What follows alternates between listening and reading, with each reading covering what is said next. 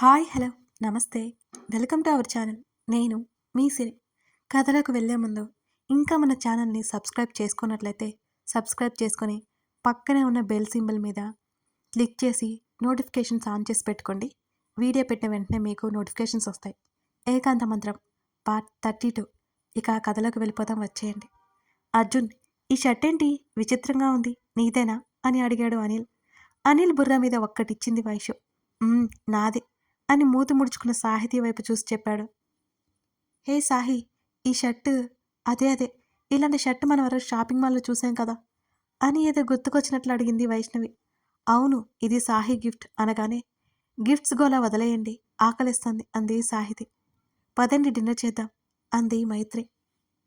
ఈరోజు ఇక్కడే చేద్దాం అన్నాడు అర్జున్ వెన్నెల్లో చల్లగాల్ని ఆస్వాదిస్తూ.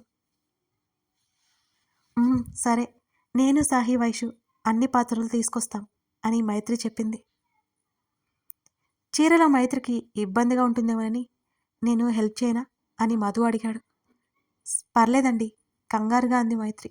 మీరు ఇలా కూర్చోండి, మేము తీసుకొస్తాంలే అన్నాడు అనిల్. నేను కూడా హెల్ప్ చేయనా అని అర్జున్ అంటుంటే, నువ్వు బర్త్డే బాయ్వి అర్జున్, అసలే ఉదయం నుంచి అలసిపోయి వచ్చావు, నువ్వు వద్దులే అని సాహితీ అంది. సరే అన్నట్టు తల ఊపాడు అర్జున్. అప్పటికే అందరూ తమ వైపు చూస్తుంటే, అంటే అర్జున్ బర్త్డే కదా అని బిక్కమొహం వేసుకుంది సాహితి. మధు నవ్వి అనిల్ కమ్ అని అన్నాడు. నేను వస్తాను అని వాళ్ళతో పాటు వెళ్ళింది. మైత్రి వాళ్ళకేం తెలియదని. నేను వస్తాను, త్వరగా అన్నీ తీసుకురావచ్చు అని వైశ్యు కూడా కిందకి పరిగెత్తింది. రైలింగ్కి ఆనుకొని ఇద్దరు చల్లగాల్ని ఆస్వాదించారు కొంత సమయం పాటు. అర్జున్, ఇక్కడ ఇంతకు ముందు బెడ్స్ ఉండేవి కదా సాహితి అడగగానే, అవును అంటూ అక్కడ ఉన్న పెంట్ హౌస్ లోపలికి వెళ్ళాడు. సాహితి కూడా వెనకే వెళ్ళింది. చేపలు తీసుకొచ్చి నేల మీద పరిచారు. మరో చోట పరుపులు లాక్కొచ్చి వేశారు ఇద్దరు. అప్పటికే మిగతా వాళ్ళు వంట పాత్రలతో సహా అక్కడికి వచ్చేశారు. ఒక్కొక్కడిగా అన్నీ తెచ్చి పెడుతున్నారు. అర్జున్ సాహితి పరుపులు వేస్తున్నారు. సాహి, చైన్ వేసుకోలేదేం అని అడిగాడు అర్జున్. తన డ్రెస్ పాకెట్లో ఉన్న చైన్ ఒకసారి తడిమింది. అంటే అర్జున్ అది పెట్టుకోవడానికి రావట్లేదు అని మెల్లిగా చెప్పింది సాహితి. నిజానికి భవిష్యత్తులో అర్జున్తో వేయించుకోవాలని అనుకుందామే. నన్ను అడక్కపోయావా, హెల్ప్ చేసావాన్ని అని అర్జున్ అన్నాడు. ఆలోపు మైత్రి పిలుస్తుండటంతో, డిన్నర్ చేసిన తర్వాత నాకు గుర్తు చేసాహి అని సాహితీతో పాటు అక్కడి నుంచి వీళ్ళ దగ్గరికి వచ్చాడు అర్జున్. సరదాగా నవ్వుతూ మాట్లాడుతున్న మైత్రి మీదే ఉన్నాయి మధు చూపులు. అర్జున్ తను చిన్నప్పటి నుంచి క్లోజ్ ఫ్రెండ్స్, ఎందుకు కాలేదు అనిపించింది. అలా కాకపోవడంతోనే మైత్రిని ఎంతగా మిస్ అయ్యాడు. ఒకవేళ ఇద్దరికి ఎప్పటి నుంచో పరిచయం ఉంటే మైత్రి ప్రేమను తనే మొదటిగా పొందేవాడేమో. ఇప్పుడైతే అవకాశం ఉందో లేదో మధు ఆలోచిస్తున్నాడు. మైతు, నేను నాన్ వెజ్ అనుకున్నాను, ఏంటి వెజ్ ఐటమ్స్ తెచ్చావు అని అనిల్ అడిగాడు. అనిల్, నీకెప్పుడు తిండి గొడవేనా, చిక్కింది సందన్నట్టు మాట్లాడింది వైష్ణవి. ఈరోజు సాటర్డే, సాహి నాన్ వెజ్ తిందు, అందుకే వెజ్ ఐటమ్స్ చేయించాను అంది మైత్రి. మైతు, నేను అడ్జస్ట్ అవుతాను కదా, నా ఒక్కదాని కోసం ఎందుకిలా? తన పక్కన కూర్చున్న మైత్రి వైపు ముఖం చిన్నబుచ్చుకున్నట్టుగా చూసింది సాహితి. సాహి, దానికి ఎందుకు దిగులు పడతావు? కావాలంటే రేపు మళ్ళీ అందరం కలిసి రెస్టారెంట్కి వెళ్దాం, సరిపోతుంది అని అర్జున్ అన్నాడు. అవును బర్త్డే బాయ్, రేపు నువ్వే పార్టీ ఇవ్వాలి అనిల్ అన్నాడు. మా అర్జున్ ఎందుకు ఇవ్వాలి, ఇవాళ ఇస్తున్నాడు, మీరే అర్జున్కి ఇవ్వాలి తన పక్కన ఉన్న మధుకి వడ్డిస్తూ చెప్పింది మైత్రి. మిగతా వాళ్ళు ఎవరికి వారే పెట్టుకున్నారు. అర్జున్ తనకి పెట్టుకుని సాహితికి వడ్డించాడు. అబ్బో అన్నాడు అనిల్. అరే అక్కుపక్షి అని నాలుక ఖర్చుకుంది వైష్ణవి. వైష్ణవి మాడు పగిలేలా ఒక్కడిచ్చాడు అనిల్. లోపల తిట్టుకుంటూ ముఖం నల్లగా పెట్టుకుని తినడం స్టార్ట్ చేసింది వైష్ణవి. అక్కడ అందరి సరదా మాటలు నవ్వులు చూస్తుంటే మధు మనసు కాస్త కుదుటపడింది. ఇలా అందరూ కింద కూర్చొని భోజనం చేయడం, ఒకరికొకరు వడ్డించుకోవడం, ఆప్యాయంగా మాట్లాడుకుంటూ తినడం మధుకి చాలా నచ్చింది. అన్నీ మర్చిపోయి మైత్రి కూడా ఎంతో సంతోషంగా ఉన్నట్టుంది. మైత్రి సాహితి అప్పుడే కొట్టుకుంటూ అప్పుడే నవ్వుకుంటూ ఇద్దరి ఫ్రెండ్షిప్కి ముచ్చటేసింది మధుకి. మధు, ఏం ఆలోచిస్తున్నావు, తిను అని అర్జున్ అన్నాడు. అలాగే అన్నట్టు తల ఊపాడు. ఏమైందన్నట్టు మధు వైపు చూసింది మైత్రి. చిన్న నవ్వు బదిలిచ్చాడు మధు. భోజనాలు చేసిన తర్వాత అంతా క్లీన్ చేసుకుని పరుపుల మీద సెటిల్ అయ్యారు మొత్తం. కాసేపు అర్జున్ అక్కడ విషయాలన్నీ చెబుతుంటే అందరూ శ్రద్ధగా వింటున్నారు. రెప్ప వేయకుండా మోకాళ్ళ మీద తలపెట్టి అర్జున్నే చూస్తోంది సాహితి అయితే. బాబోయ్, ఇప్పటికే చాలా టైం అయిపోయింది, ఇక నేను వెళ్తాను అని వైష్ణవి అంది.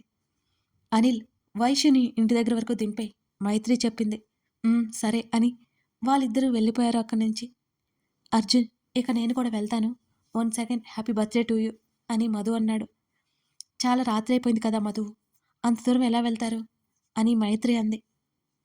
అవును మధు, రేపు మార్నింగ్ వెళ్ళు అర్జున్ కూడా అన్నాడు. పర్లేదు అర్జున్, 15 మినిట్స్ అంతే కదా, వెళ్ళిపోతానంటూ పైకి లేచాడు మధు. అప్పుడు మధుని పంపించడం అక్కడున్న ముగ్గురికి ఇష్టం లేదు. అన్నయ్య, ఉండొచ్చు కదా మీరు, సాహితి కూడా అడిగింది. మీరు లేకపోతే స్వీటీ ఏడుస్తుందా, మైత్రి అడిగింది.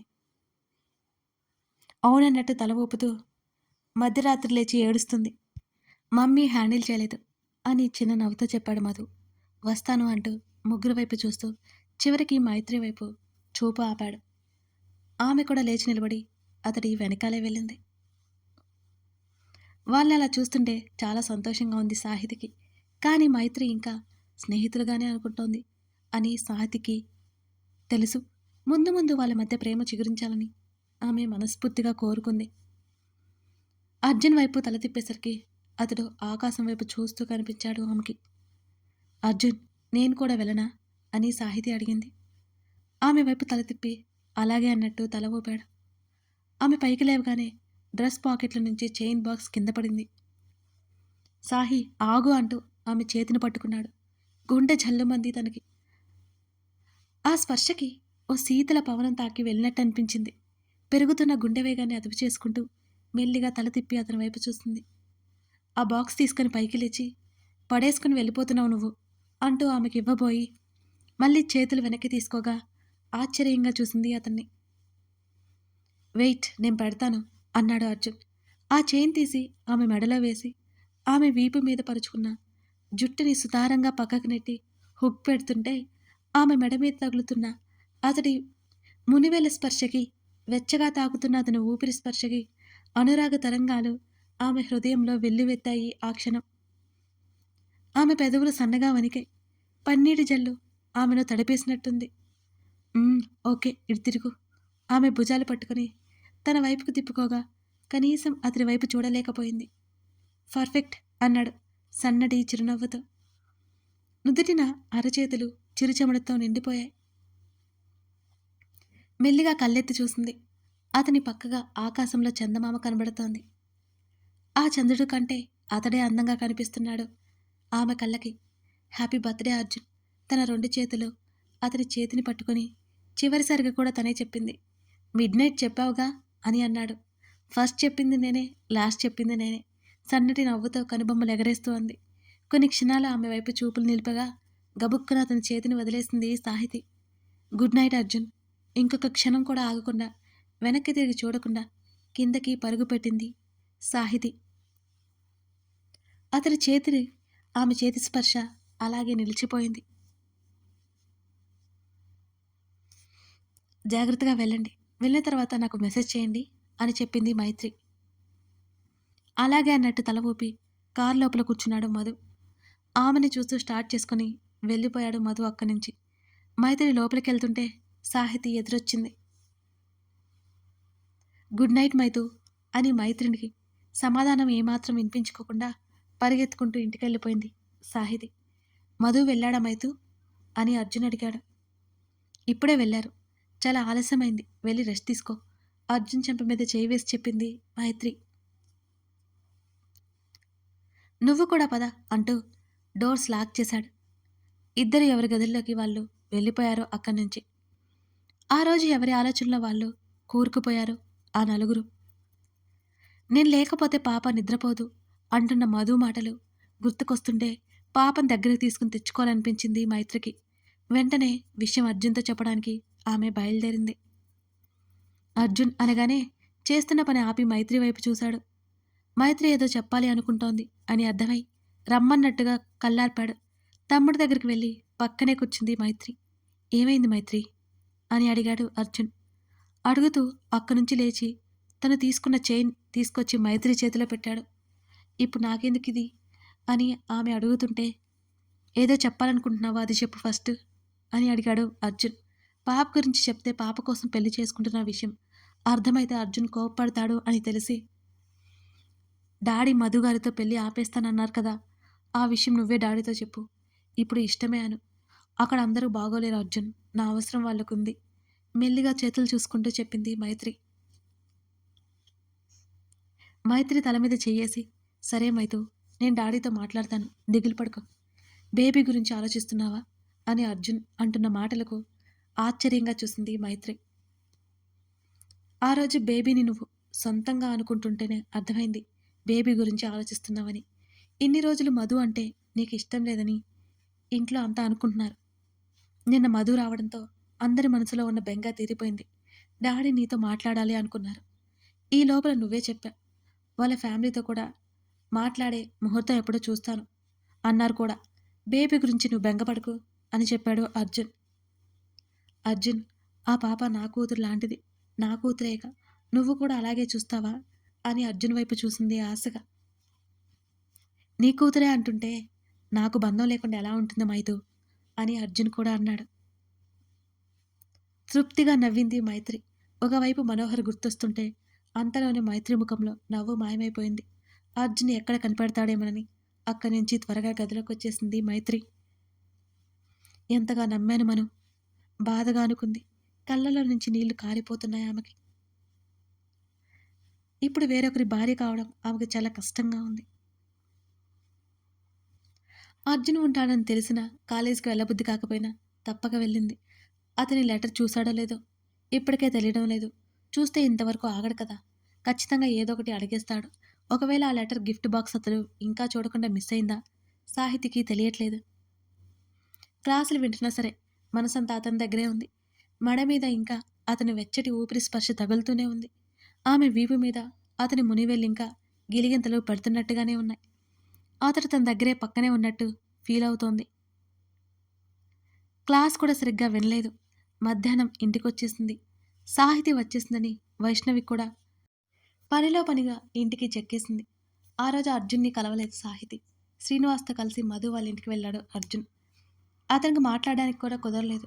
సాహితి లోపలికి చాలా టెన్షన్ పడుతోంది. తర్వాత రోజు మధు పేరెంట్స్ మైత్రి ఇంటికొచ్చారు. అంతకుముందు వాళ్ళు వచ్చినప్పుడు ముభావంగా ఉన్న ఆమె ఈసారి సంతోషంగా ఉంది. మైత్రిలో వచ్చిన మార్పు చూసి మధు మనసు గాలిలో తేలింది. పాపనైతే అస్సలు వదలలేదు మైత్రి. అందరూ మాట్లాడుకుంటున్నా సరే పాపను తీసుకుని తన రూంలోకి తీసుకెళ్ళిపోయింది. మరో నెల రోజుల తర్వాత ముహూర్తం ఉందని చెప్పారు పంతులు గారు. పెద్దవాళ్ళు మాట్లాడుకుని దానికి ఫిక్స్ చేయమని చెప్పారు. అర్జున్ నెక్స్ట్ మంత్ రావాలి కాబట్టి వెంటనే వెళ్ళాలి అనుకున్నాడు ఆ రోజే. ఇప్పుడు ఇంకా ఇక్కడే ఉండిపోతే అప్పుడు లీవ్స్ ఉండవు అతనికి. డైరెక్ట్గా పెళ్లి ముహూర్తాలు పెట్టుకున్నారు. పాప కోసమని మైత్రి దగ్గరికి వెళ్ళాడు మధు. అందరూ మైత్రిని పిలుచుకురమ్మడంతో వెళ్ళక తప్పలేదు అతనికి కూడా. తన బెడ్ మీద పాపని కూర్చోబెట్టుకుని పాపకి ఎదురుగా ముందుకు వాలినట్టుగా కూర్చుని పాపతో మాట్లాడుతూ ఆడిస్తోంది మైత్రి. ఆ దృశ్యం చూస్తుంటే తనకున్న దిగులంతా పూర్తిగా తొలగిపోయినట్టు అనిపించింది మధుకి. సన్నటి నీటి చెమ్మ అతడి కనుపాప మీద చేరింది. మైత్రి, స్వీటీ ఇద్దరిని పిలిచాడు. తన బాబాయిని గుర్తుపట్టి బాబా అంటూ కేరింతలు కొడుతూ చప్పట్లు కొడుతోంది స్వీటీ. అతను రావడం గమనించి కాస్త సర్దుకుని కూర్చుంది మైత్రి. రండి, ఆమె మెల్లిగా అంది. వెళ్తున్నాం, పాపను తీసుకువెళ్ళడానికి వచ్చాను. మరో నెల రోజుల్లో ముహూర్తం ఉంది, నీకేం ఇబ్బంది లేదు కదా మధు అడిగాడు. లేదన్నట్టే తల ఊపి పాపని ఎత్తుకుని అతని దగ్గరికి నడిచింది మైత్రి. బాబా అంటూ మధు దగ్గరికి వెళ్ళి దూకుతున్న పాపను ఆపేసి ఏదో చెప్పబోయేసరికి మన బాబాయ్ దగ్గరికి వెళ్ళనివ్వలేదని ఏడుపు మొహం పెట్టుకుంది బుజ్జి స్వీటీ. చూడు నాన్న, బాబా కాదు, అలా అనకూడదు. స్వీటీకి అర్థమయ్యేలా మెల్లిగా నచ్చ చెప్తోంది. మరి ఏమనాలన్నట్టు అయోమయంగా చూస్తున్నాడు మధు ఆమె వంక. డాడీ అనాలి, సరేనా? ఏది చెప్పు, డాడీ అని మైత్రి చెబుతుంటే అంతకుముందు డాడీ అని తన నాన్నని పిలిచేది. తన అమ్మ నాన్న గుర్తొచ్చి చుట్టూ వెతుకుతోంది పాప. మెల్లిగా పిలుస్తుందిలే అన్నాడు మధు. ఇప్పటి నుంచి చెప్పాలి కదండీ! తర్వాత అమ్మా, నాన్న అంటే తనకి కష్టం అని పాపని మధుకిచ్చేసింది మైత్రి. బాయ్ అంటూ నవ్వుతూ పాప చేతిని పట్టుకుని ఊపేసింది. స్వీటీ చెయ్యూపింది మైత్రి వైపు చూస్తూ. ఆ బుజ్జిదాని ముఖంలో కనిపిస్తున్న క్యూట్ క్యూట్ ఎక్స్‌ప్రెషన్స్‌కి ఆగలేక స్వీటీ బుగ్గ మీద ముద్దు ఇచ్చింది మైత్రి. ఏది నా కిస్సు ఇవ్వు అని మైత్రి అడుగుతుంటే ముందుకు వంగి మైత్రి బుగ్గ చీకేసింది ఆ పాప.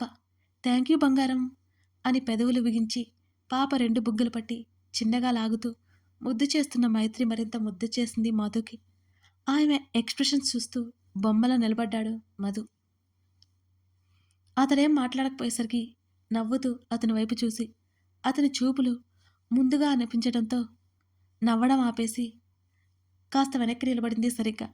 ఆమె కదలడంతో తేరుకొని అక్కడి నుంచి బయటికి నడిచాడు మధు పాపతో పాటు. మధు ఫ్యామిలీ అక్కడి నుంచి వెళ్ళిపోయారు. విషయం తెలిసిన సాహితి చాలా చాలా హ్యాపీ ఫీల్ అయింది మైత్రి విషయంలో. కానీ త్వరలోనే ఆ హ్యాపీనెస్ ఉండబోదని ఆమెకు ఎంతమాత్రం తెలియదు కదా. కథ కొనసాగుతుంది. మైత్రికి మధుకి పెళ్ళవబోతుంది. ఈలోపు మనోహర్ వచ్చి ఏదైనా చేస్తాడా? మైత్రికి సాహితికి మధ్య ఏమైంది తెలియాలంటే ముందు ముందు పార్ట్స్ చూడాల్సిందే. ఈ కథ మీకు నచ్చిందా? నచ్చిందనే అనుకుంటున్నాను. లైక్ చేసి కామెంట్ చేయడం మాత్రం మర్చిపోకండి. Thank you for watching this video. మరో ఎపిసోడ్తో మనం మళ్ళీ కలుద్దాం.